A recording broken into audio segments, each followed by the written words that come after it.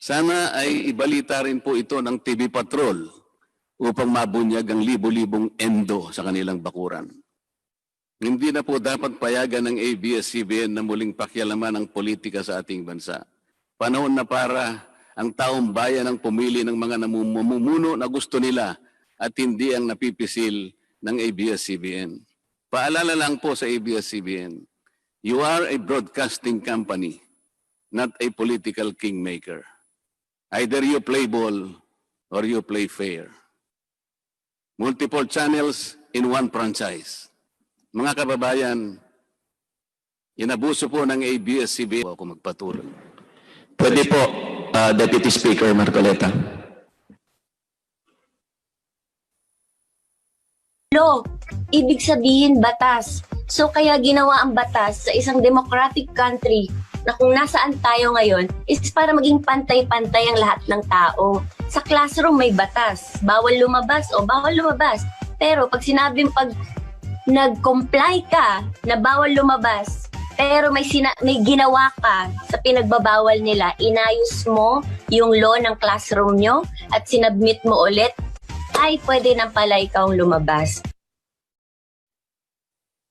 Mr. Speaker, No. my distinguished colleagues, hindi po nag-comply sa batas ang ABS-CBN, kaya hindi po sila pwedeng lumabas at magpalabas.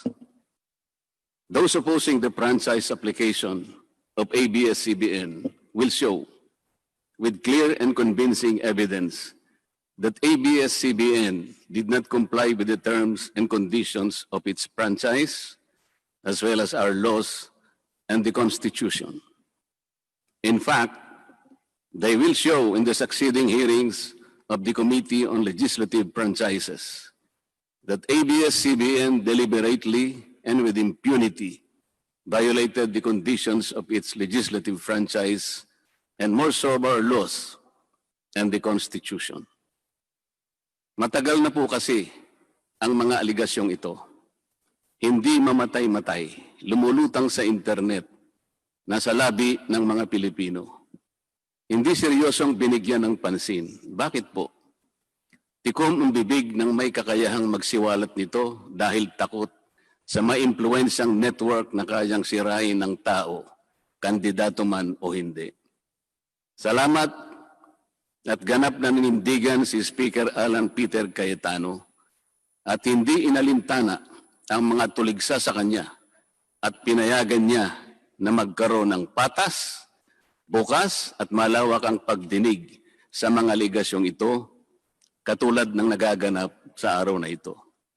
Ang banggit nga po sa John 8:32 ay ganito, and you will know the truth, and the truth will set you free. Violation of the Constitution. Number 1, franchise is longer than 50 years. Hindi na po dapat payagan itong pagre-renew ng prangkisa ng ABS-CBN. Dapat na pong isara ang pinto para sa kanila. Bakit po? Because the ABS-CBN has been using the airwaves for more than 50 years. 53 years today, to be exact. Our Constitution says that Congress can grant a franchise of up to 50 years only. Taong 1957, nang makuha ni Don Eugenio Lopez Sr., may-ari ng Chronicle Broadcasting Network o CBN, ang Alto Broadcasting System o ABS. Simula po noong 1967 ay naging ABS-CBN na po ang tawag dito dahil sa merger ng ABS at CBN. Kung susumahin po natin ang prangkisa nito simula noong 1967, ay 53 taon na po itong gumagamit ng airwaves magpahanggang ngayon. 63 years naman po kung susumahin natin mula po ng pagkakakuha ng CBN sa ABS noong 1957. The Committee on Legislative Franchises should not allow itself to be used by ABS-CBN to again circumvent the Constitution and violate the categorical 50-year limitation imposed on franchises. Hindi na po dapat buhayin muli ng Kongreso ang prangkisa ng ABS-CBN sapagkat ayon po sa ating saligang batas, ang buhay ng prangkisa ay hindi dapat lumampas ng 50 taon. EDSA Revolution. Siguro po may mga ngatwiran at sasabihin ng ganito. Isinara naman nung martial law ang ABS-CBN. Di po ba? Dapat huwag bilangin ang panahon na yon. Tanggapin po natin sandali na isinara nga ang ABS-CBN simula Setyembre 23, 1972, pagkatapos na ideklara ang martial law. Pero hindi po ba nagbukas din ito agad matapos na ito ay mabawing muli ng pamilya Lopez noong EDSA Revolution? Hindi ba't kulang-kulang 13 taon din po ang namagitan na panahon? So let's assume that we subtract 13 years from the 63 years that ABS-CBN has been in operation starting 1957 when CBN acquired ABS. Hindi ba't 50 taon din po ang magiging resulta? Ibig pong sabihin, tapos na at paso na pa rin ang prangkisa ng ABS-CBN with or without martial law. Hindi ba't sobra-sobra pa rin ito at lalabag pa rin sa ating saligang batas? Naging palasak nga noong panahon ng martial law ang kantsaw na tama na, sobra na. Subalit ang mahalagang tanong po ng taong bayan na hindi pa nasasagot magpahanggang ngayon ay kung paano biglang nabawi ng mga Lopez ang ABS-CBN mula sa pag-aari ng gobyerno pagkatapos maitalaga ang Cory administration. Sinulatan po noon ni dating Senador Lorenzo Tanyada ang Presidential Commission on Good Government na isoli na sa mga Lopez ang ABS-CBN kahit may arbitration pang nagaganap sa pagitan ng pamahalaan at ABS-CBN. Na i-turn over po agad ang istasyon ng ABS-CBN sa mga Lopez sa kabila ng wala pang pagtukoy sa tunay na pagmimay-ari nito ayon sa kautusan sa Board of Administrators na binuo sa Letter of Instruction number 1 ni Pangulong Cory Aquino. Sa ngayon po ay wala man lang mailabas na papeles tungkol dito ang PCGG. Nagbayad po ba ang ABS-CBN sa Administrasyong Cory Aquino? Nag-public bidding po ba? Bakit tila ura-urada at habang magulo pa ang lahat dahil katatapos lang ng EDSA Revolution, ay biglang napasakamay na muli ng mga Lopez ang ABS-CBN? Nakabatay po ba ito sa batas? Hindi po ba dapat sagutin ng ABS-CBN ang mga tanong na ito upang mapanagot po ang dapat na managot kung mayroon man? Foreign ownership. Puntahan naman po natin ang muling pagbubukas ng ABS-CBN noong 1986. Pati po kasi noong panahon yun ay may paglabag na rin sa ating saligang batas. Ano po kaya yun? Dahil Amerikano at hindi Pilipino ang may-ari at namahala sa ABS-CBN na mariing ipinagbabawal ng saligang batas. Congress should deny the franchise application of ABS-CBN for its clear violation of the Constitution, requiring 100% Filipino ownership and management of mass media companies.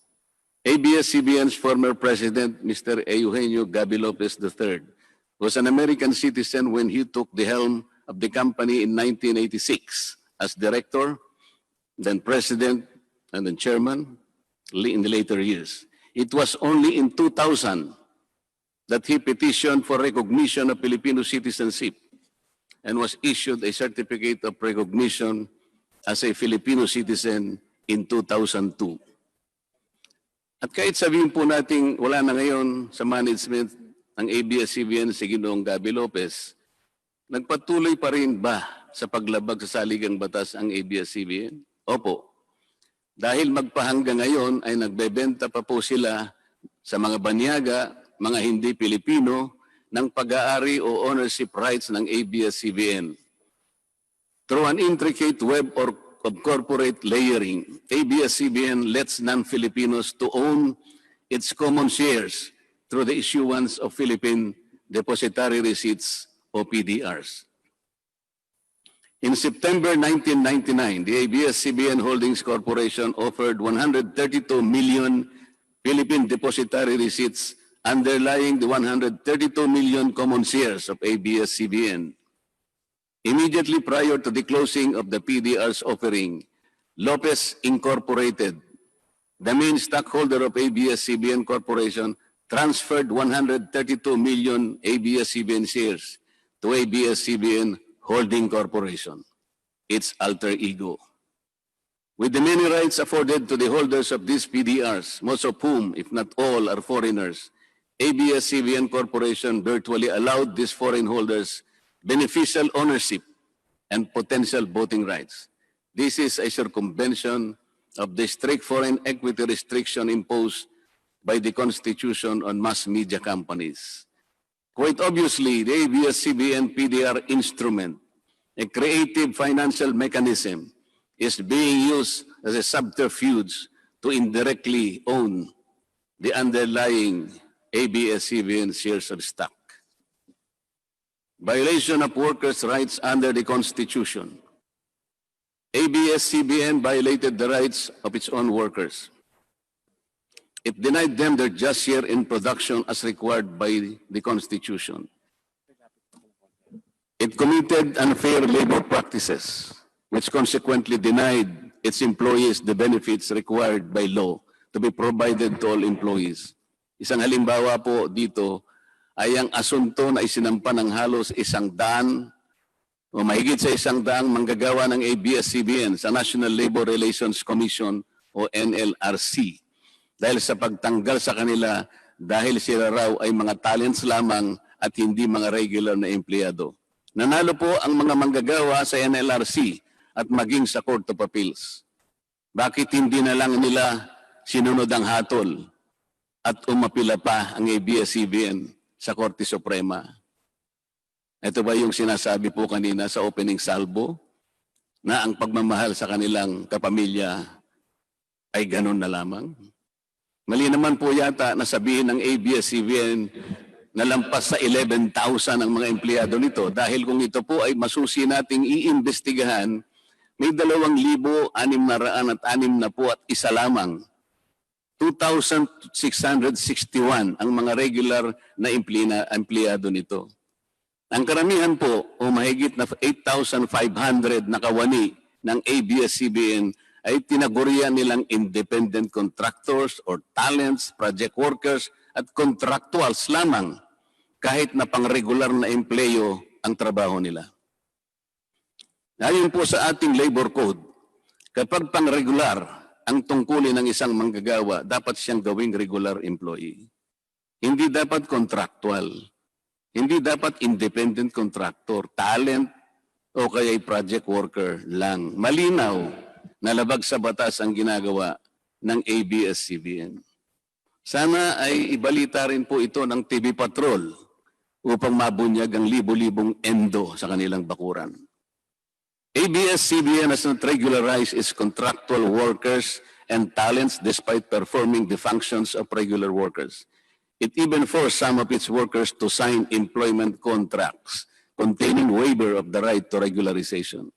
And those who refuse were unceremoniously terminated from work. ABS-CBN has subcontracted most of its production work to subcontractor production companies, despite the fact that production is directly related to its core business. These production entities are paid minimally, whose workers obviously get lesser benefits and take-home pay compared to ABS-CBN's regular employees. And yet, the profit generated by ABS-CBN from its independent production companies appear greater than its expenses, especially those expenses that are even deductible for income tax purposes. Kung kaya't hindi po may kakaila sa publiko na napakarami ng labor cases na hinarap at haharapin pa ng ABS-CBN. Ang masaklap pa po dito ni hindi nagbibigay ng contribution ang ABS-CBN para sa benepisyo ng kanilang mga empleyado. Dahil po sa 2,661 lang ang regular employees nito, ang mga ito lang ang may benepisyo. Ang iba po na mahigit 8,500 na nagtatrabaho sa ABS-CBN ay wala po ni katiting na government-mandated benefits na natatanggap katulad ng SSS, PhilHealth o kaya Pag-ibig. Kanina po sa opening salvo, narinig po natin na ang kanila pong isinasangkalan ay yung kanila pong mga kawani, mga manggagawa. Ang kongreso pong ito ay nakikidalamhati. Nalulungkot din po. Bakit naman po hindi? Kung pwede po nating ipaghalimbawa, sandali lamang po, ang ABS-CBN sa isang jeepney driver. Alam po niya na wala siyang prangkisa. Nagsakay po siya ng napakaraming pasahero. Yung mga pasahero naman po, bago sumakay doon, hindi naman niya tatanungin sa driver, Mamang driver, mamang chopper, kayo po ba ay may prangkisa? Yung rota po ba ninyo, pinapayagan yan? Wala pong nagtatanong na gano'n kasi mabilisan pare-pareho pong nagmamadali. Ano pong masita siya ng LTFRB? Gagamitin po ba nung driver na yon o nung taxi driver na yon o yung bus operator na yon? Kawawa naman po yung pasahero namin kung patitigilin mo ngayon. Meron pong pupunta sa ospital, meron pong pupunta sa trabaho, meron pong pupunta sa eskwela. Napakarami pong gawain itong mga taong ito. Ito po ba ang ibibigay po ninyong halimbawa? Hindi po ba dapat kayo muna ang kauna-unahan na nag-isip ng kapakanan nila? Ilagay ninyo sa magandang kalagayan ang pagpapatupad ng prangkisa ninyo at wala pong malalagay sa alanganin. Huwag po ninyong isasangkalan ngayon ang inyong mga manggagawa at kani-kanilang pamilya. Hindi po ganun. Sasagutin po ninyong aligasyon na ito, hindi po sa pamamagitan ng emotional appeal. If this indeed the true house of the people, the Committee on Legislative Franchises must side with the poor workers of ABS-CBN in denying its franchise, justice to them will be finally served, although ironically, this will also entail some sacrifice on their part. Political bias. ABS-CBN has been biased and partisan in favor of particular candidates and against certain candidates during the 2010 and 2016 presidential elections, contrary to the terms of its franchise and in violation of the Omnibus Election Code. Hindi naman po lingid sa kalaman ng marami, kung hindi man lahat, kung paano naging pro Noynoy Aquino ang ABS-CBN noong 2010 at pro Grace po at Lenny Robredo naman noong 2016. It is also a matter of record that ABS-CBN failed to air some of President Duterte's political advertisements during the 2016 campaign period despite receiving the payment for said political ads. Ang masakit po dito kung hindi pa sila pinigilan ng korte sa pamamagitan ng isang TRO ay nakahanda na palang ipalabas ng ABS-CBN sa bisperas mismo ng pagtatapos ng campaign period ng 2016 presidential elections. Ang mga anti-Duterte advertisements na binayaran ng isang dating senador, sinadya ang timing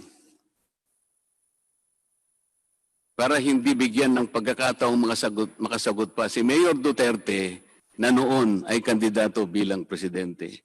Mabuti na lamang at napahinuhod ng ang korte ng petisyon ni Speaker Alan Peter Cayetano na noon po ay Vice Presidential Candidate ni Pangulong Duterte at dagliang nag-issue ng TRO ang korte sa ABS-CBN. It is now a public knowledge that President Rodrigo Duterte and Speaker Alan Peter Cayetano expressed their disappointments over ABS-CBN's unfair reportings and meddling in previous elections. For those opposing the franchise application, hindi na po dapat payagan ng ABS-CBN na muling pakialaman ang politika sa ating bansa. Panahon na para ang taong bayan ang pumili ng mga namumuno na gusto nila at hindi ang napipisil ng ABS-CBN. Paalala lang po sa ABS-CBN, you are a broadcasting company, not a political kingmaker. Either you play ball or you play fair. Multiple channels in one franchise. Mga kababayan, inabuso po ng ABS-CBN ang kanilang prangkisa.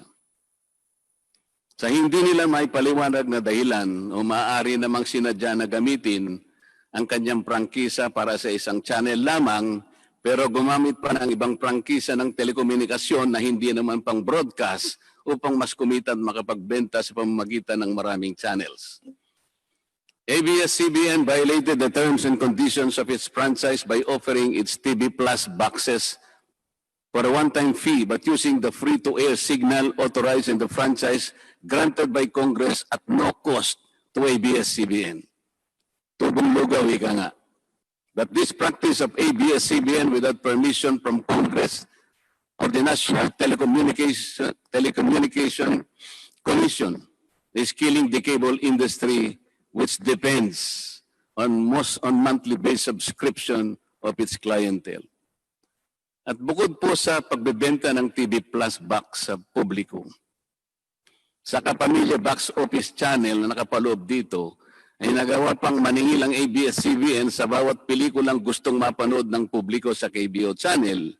Ibinenta na nga ang TV Plus box, ibinenta pa rin ang mga palabas na pwedeng mapanood sa TV Plus box. Dobleng tubong lugaw na po ito. Hindi po saklaw ang mga ito sa prangkisa na ipinagkaloob ng Kongreso sa ABS-CBN.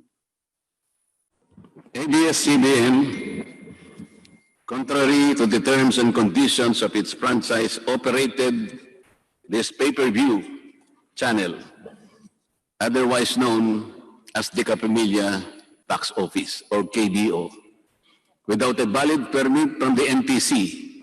And despite NTC's order to refrain from operating a PPB until the issuance of an appropriate guideline for the same, ABS-CBN continued its operation until the expiration of its franchise on May 4, 2020. Tax evasion. ABS-CBN also violated the terms and conditions of its franchise by engaging in tax avoidance schemes, which deprived the government of the much-needed revenue.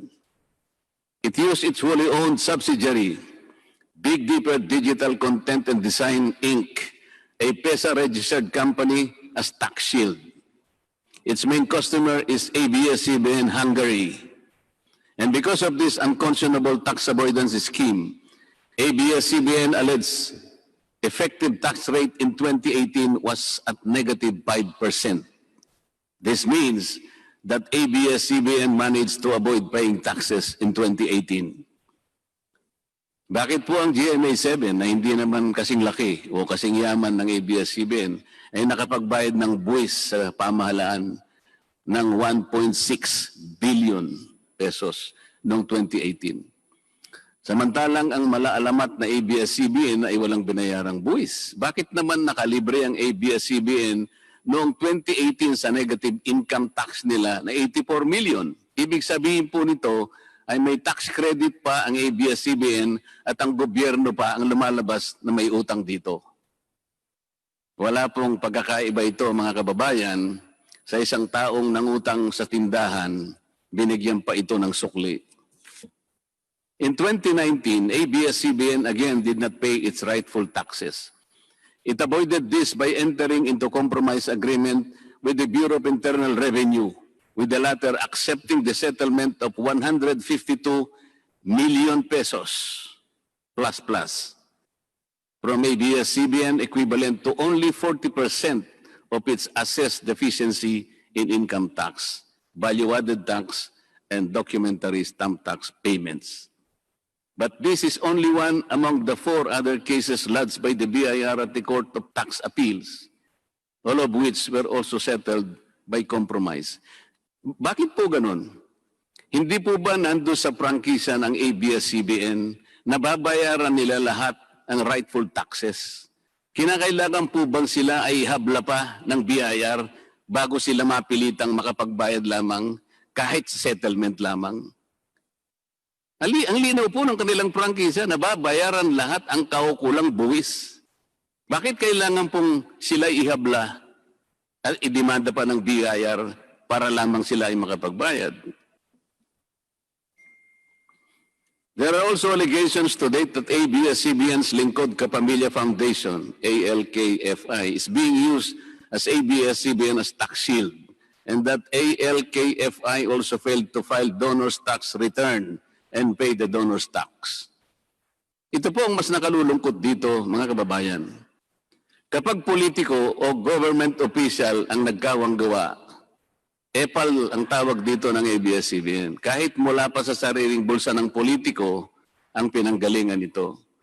Pero kapag ito ay galing sa lingkod kapamilya, puro pangalan ng ABS-CBN ang kanilang pinangangalandakan, katulad po ng nakita natin ngayon.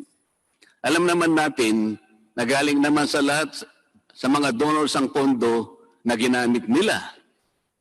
Meron po kayang nanggaling sa yaman ng ABS-CBN. Di baling ang pantulong ng ABS-CBN ay galing sa donasyon ng ibang tao. Di baling ang perang pantulong ay mula sa tax avoidance ng kumpanya. Ang mahalaga ay mapalabas nila sa pamamagitan ng sa mamamayan, katulad po ng nakita natin ngayon na napakabuti at napakabait ng ABS-CBN. Kami po ay naniniwala na unti-unti na pong nabubuksan ang katotohanan sa ating mga mamamayan. Hindi po ba mas maganda at katanggap-tanggap na tumulong sa kapwa ng walang nalalabag na batas at buong sikap pang nasusunod ang prangkisa? Dahil po ba kayo ay nakapagdudulot ng saya, ng aliw sa ating mga mamamayan? Dahil po ba kayo ay nakapagbibigay ng inspirasyon, ng pag-asa, ng katatagan ng loob na kagaya po sa opening salvo kanina ng representative ng ABS-CBN? Hindi na po ba natin susundin o tutuparin, isa sa alang-alang ang ating mga batas, ang ating saligang batas, o kaya ang prangkisa ninyo? Makakapagpasaya naman po tayo. Makakapag-inspire po tayo. Nang hindi po tayo lumalabag sa batas. The House of Representatives should endeavor not to grant the franchise application of ABS-CBN because it has deliberately floated the Constitution and other related laws. Even the terms and conditions of its previous franchise to suit its own business and political interest, but to the prejudice of the greater good. The grant of a legislative franchise is merely a privilege and not a matter of right. Congress has the exclusive constitutional authority to award, alter, or revoke this privilege when the common good so requires, as in this particular case of ABS-CBN. We believe that it is but right for the House of Representatives to deny this time the franchise of ABS-CBN for flagrantly violating the Constitution and related laws, even its own franchise, making it unworthy of the grant of this special privilege by the state. Alam mo kung sino lang ang pinakamatinding magiging kalaban ni Cardo? Sino? Nako, kabahan ka kay si Cardo. Ang pinakakalaban ni Cardo. Sino? Feeling ko si Kiboloy. Yung nagpahinto ng lindol. Si Kiboloy lang ang magpapahinto ng probinsyano. Abangan nyo yan. Oh. So inahamon kita Kiboloy, pahinto mo nga ang probinsyano. Napahinto mo pala ang lindol eh. Apakayabang nyo pala eh.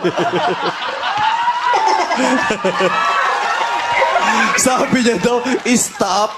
Sige nga, punta kang gitna ng EDSA, stop mo yung traffic doon. Stop.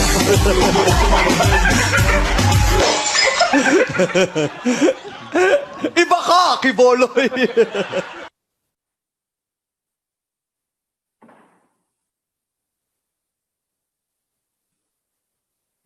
Kailan mo ba gustong mapa-stop ang probinsyano?